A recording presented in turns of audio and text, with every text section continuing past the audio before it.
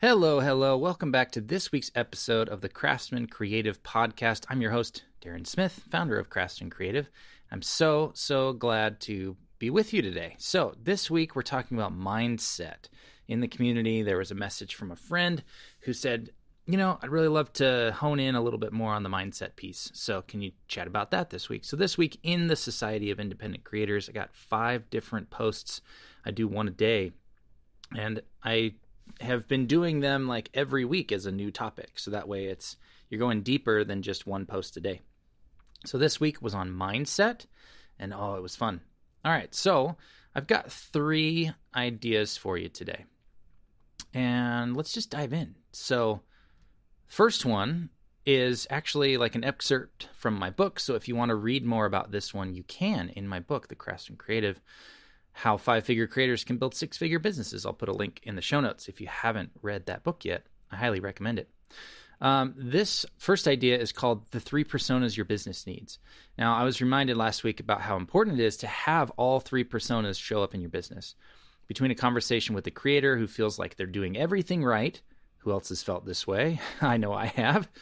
And a podcast episode that I did on craft, it's a timely way to start out this episode on mindset. So one of the biggest and most important shifts that you need to make is to realize that your small c craft is only 20% of your job. Yes, it's essential and what your business does, but it's not the only thing that you do as a business owner. So your big C craft is being a creative entrepreneur. That means that you can't just be the artist 100% of the time. You need to step into the other 2 personas regularly to create your vision and big goals, build out your systems, and grow the business. So here's a quick review of the 3 personas. And again, you can go back to my book and read this chapter and dive in a little bit more. So the first persona is called the artist. The artist is the one who's handling that small c craft. They write the books or they write the songs, they film and edit the videos, they do the coaching or the consulting, they provide the service and create the products. They're doing the work. Now, without the artist, you wouldn't have any products or services to sell, or you would sell them and fail to deliver anything. So most creatives settle into this artist persona 80% or more of the time. I know plenty that only ever operate as an artist 100% of the time. They leave no time to step into the other 2 personas. So because of this, their business grows to a certain point and then it plateaus. They're stuck, not knowing what else to do besides create more art, make more products, offer more services. But there's a limit to how much you can do, either because of the nature of what you do. Like comedians can only perform so many shows a week. There's only so many nights in a week. And generally speaking, they're only doing maybe like Friday, Saturday, Sunday, or Thursday, Friday, Saturday, maybe a Monday show here or there. They're not generally performing every night of the week. There's also a limit to how many hours in the day there are. So you can only take on so many projects because you can only work for 8 or 10 or 12 hours a day, right? Depending on how much you want to stress yourself and overwork yourself. So there's a limitation if we only ever work as an artist. So that means we need to introduce one of these other 2, well, honestly, both of these other 2 personas. So the next one is the manager. The manager is the systems builder. They're the ones checking in every week, planning out what goals get your time and attention each day. They schedule your calendar, work on your email system, optimize your content, your lead generation, your product. They handle the spreadsheets and the optimization and all those things. If you never let the manager step into your business, you will have a bunch of half-started systems that aren't generating any meaningful output, and you won't grow. So if you have an email list that you never email, you haven't let the manager lead. If you keep creating more products but they aren't selling, that's the same problem. So the manager is essential to the growth of the business. You've got to have them show up at least every week, if not throughout each day when you shift from artist mode to manager mode to follow up on emails, do your accounting, optimize your systems. The manager is essential. Now, the third persona is called the entrepreneur. Without an entrepreneur, the manager and artist can build a perfectly optimized system that never grows beyond optimization. So the entrepreneur is the big vision, big goal, big partnerships, big ambition person. They think about the future destination of where they're trying to get to. The manager creates the optimal set of directions to get there, and the artist is the one behind the wheel driving a car. So we're mixing our metaphors a little bit here, but that's okay. If you know where you are and where you want to get to, the entrepreneur is the one who decided the destination. The manager creates the optimal set of directions. The artist is the one driving the car, okay? So you need the entrepreneur to show up regularly so you can make sure you're going somewhere. You're not just driving or running in circles. The entrepreneur gives you that vision, the destination. He gives that, or she gives that, to the manager to figure out, and the manager hands it off to the artist to do the work. The entrepreneur is the one signing up for events, investing in education and coaching and learning, the one taking people out to lunch, pitching the business to new clients and partners, and helping maximize the potential of the impact the business can have. So if you feel at all stuck in your business, one of the first things you can do is assess how much time are you giving to each of these three personas. And guess what? If you're a one-person business, like 99% of you are all three of these personas. It has to be you. There's no one else to come in and manage different things or take some of that stuff off your plate. So you literally have to shift from one persona to another. You have to get out of artist mode and into manager and entrepreneur mode. You have to do it regularly. You have to practice it. You got to get really good at it. And by doing so, you'll create breakthroughs in your business that you've never been able to create before. All right, the second idea I have for you today is to do more of what works and less of what doesn't. So I split this one up into two parts because I felt like they each deserved a little bit extra attention. But the simplest definition of success that I've ever heard is success is doing more of what works and less of what doesn't. That's it. If you want success, that's how you get there. Do more of what works, less of what doesn't. So the first part is do more of what works. One of the defining, in my opinion, characteristics of my success is that I stayed with it for so long. I worked as a producer for 12 years before producing my first feature film. That was the goal the entire time. I wanted to make movies as a producer, and it took me 12 years to do it. I've been working on my own since 2018, but I didn't have my first $30,000 month until September 2022. So that was 4 years and 8 months later. A big part of success is mindset. And one of the beliefs that you need to live by is that you'll keep going until it works. Here's my belief. There are answers to every problem. People have found success in every single industry. The way to create that success for yourself is to just keep doing more of what works. So how do you do that? You can get better at your craft. You can connect with people who have already succeeded and learn from them. You can attack the problem from a different angle. You can experiment and you can track your results. The reason to do all these things is because doing more of what works inevitably leads to success, in my experience. If you keep going and are resilient and resourceful, you will get there.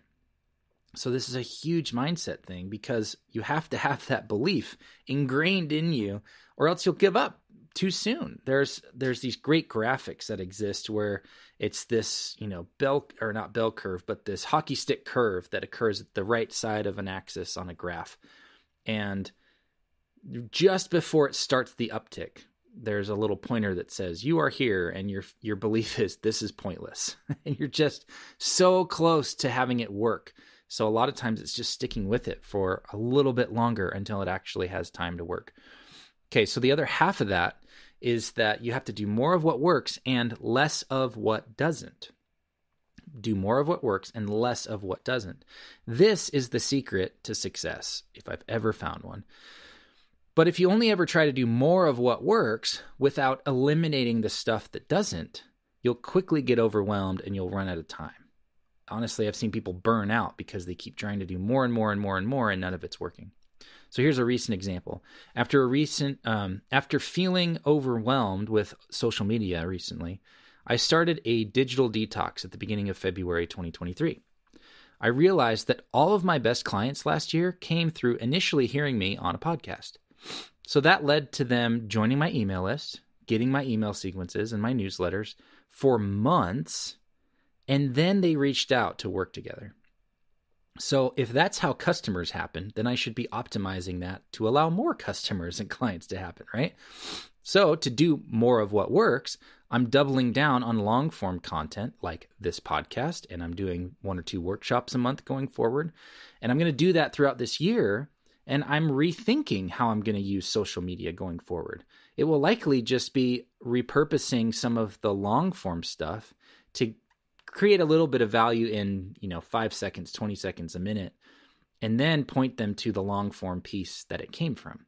So social media content, I think, has to be valuable. They call it zero-click content, meaning all the value is contained in the piece there on social media. They don't have to click away. But for those that are right time, right person, right offer, right piece of content, they can click through and go down that rabbit hole. So that's kind of how I'm thinking about that part. But here's the thing. If I hadn't eliminated the 1 to 2 hours per day that I was spending on social media, I wouldn't have time to do more of this long form content. So I had to eliminate in order to add. You have to exhale in order to inhale, right? If something isn't serving you, if you aren't getting the results that you want from it, then test not doing it or try eliminating it altogether and see what happens. There may be things you can choose to outsource or delegate, or you'll find a better option that gets the results you want in a more direct way. So that's idea number 2. Do more of what works and less of what doesn't. And guess what? Your manager has to show up during that process to kind of test and analyze the data and to make sure that you're doing more of what works and less of what doesn't, okay? All right, here's the third idea for you today. You are already standing on a mountain of value. I love this phrase. I've heard it from many, many creators, and I'm using it myself. So what I see time and time again, both in my own life and in the careers of those I work with, is a constant focus on the next mountain with complete disregard for the mountain we've already climbed. So if you've ever gone hiking in a mountain range, there's mountain ranges 20 minutes from my house. I've done this hike a few times now. It's called the Y Mountain. There's a big Y on the mountain for Brigham Young University. But if you hike up to the Y and then you keep going, you end up wrapping around the back side of the mountain, and you can see the entire Wasatch Mountain range from the top and from the back side. So that's the visual I want you to think about. You've gone up this mountain, and then all of a sudden you see a mountain range you didn't even know existed or that you thought existed. And that's what you're really after is, oh, there's a bigger, taller mountain, and I bet that has an even better viewpoint, so I need to get there. That's what I want you to picture throughout this idea. So we have this constant focus on the next mountain with complete disregard for the mountain we've already climbed. So the journey you have already gone through is filled with experience and lessons, mistakes, distractions, pitfalls, dangers, incredible vistas, and more. Yet, we don't take enough opportunity to look back and either reflect or appreciate how far we've come. So just yesterday, I sat down to lunch, and a friend told me how impressive he thinks Craftsman Creative is and how he can't figure out how I've managed to do all of this stuff while also being a film producer. My initial response was, well, it's no different from the incredible things you do. You're a director, producer, executive producer. You do distribution. You write. Like, you are impressive as well. And I immediately turned it back on him. I was like, it's not that impressive. But I had to check myself, and I had to apply this principle, which is why I'm talking about it and writing about it today.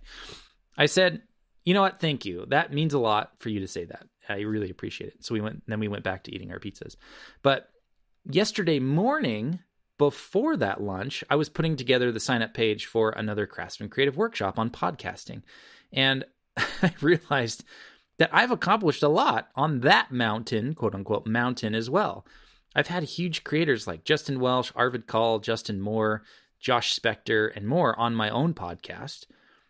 I've partnered with Joe Polizzi, a well-known marketing expert and the coiner of the term content marketing, to create the 10K Creator Show last fall, which has already passed like 25,000 downloads for the first season. So I helped build an entire podcast in a day leading up to the 10K challenge in January. I've been on dozens of podcasts, and I've used those opportunities to grow my business and my personal brand. But I don't consider myself a podcaster. I just consider myself the founder of Craftsman Creative. So I've never looked back on that quote unquote mountain that I've summited to take stock and like really appreciate how much I've done. So for someone just getting started, that's a massive mountain I've climbed. Yet, because I was looking at the next mountain or range of mountains that I haven't yet summited, I never celebrated how far I'd come. And I was never turning those lessons into content. So if you look back on your journey so far, each one of the lessons, mistakes, distractions, pitfalls, dangers, and incredible vistas that you've experienced is a story you can share. You can turn it into a piece of content. You can turn it into a product. Honestly, you could even turn it into an entire business. So you've just got to take a second to look at how far you've come. You're already standing on a mountain of value. That's it for today. Try to keep it a little bit shorter. I don't know if I succeeded. I think we're going on 16 minutes, but that's okay. If I can keep them under 20, maybe that's a good amount of time. It's shorter than an episode of television. That's not too bad, right? All right, I got one thing for you to do. If you enjoy this podcast, then what you need to do next is head over and take my free scorecard. If you go to craftsmancreative.scoreapp.com, there's a free scorecard you can take. And here's why you want to do that. In 3 minutes and about 20 or 30 questions, I think that it has, you're going to have so much more clarity on where you are. So I talk about this analogy a lot, this visual of like, in order to get to a destination, imagine you've got a map. You need a few things. You need to know where you are going, so that's the destination. You need to know where you are in order to plot a set of directions or a path that's going to get you there. So a piece that's constantly missing from the lives of creators is a real good clarity on where they are. They generally know where they want to get to, but they have no idea how to get there. And part of that is because they don't know where they're starting from. So that's what this scorecard will give you. It will give you a real clear picture of where you are in your business right now. You'll get an overall score, but you'll also get scores in 5 or 6 different areas of your business. Things like content creation, your awareness, your email system, your product ecosystem. How good are you at selling? How fulfilling is your business and your life that your business is giving you? So I want you to take that, and then there will be some follow-up emails and some other information that I'll send your way just to say thank you for taking the scorecard and to help you with the specific thing that you need the most help with. Because generally you'll have 1 or 2 that stick out as like really good, and you'll have 1 or 2 that you've maybe neglected because you haven't ever thought about doing email or thought about sales or thought about your product ecosystem before. So head over there, craftsmancreative.scoreapp.com. Take the free scorecard. I'll send you some more info, and you'll be able to start making progress toward that goal because now you have all the pieces. You know where you are, where you're going, and then I'll help you get there using basically Craftsman Creative as a guide, as a resource, as a Sherpa. How about that? I probably need to make shirts. It could be a Sherpa shirt. All right. Thanks for listening. We'll see you next week.